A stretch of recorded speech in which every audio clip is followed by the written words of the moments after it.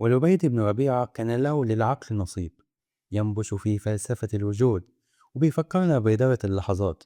وقال: ألا كل شيء ما خلا الله باطل، وكل نعيم لا محالة زائل.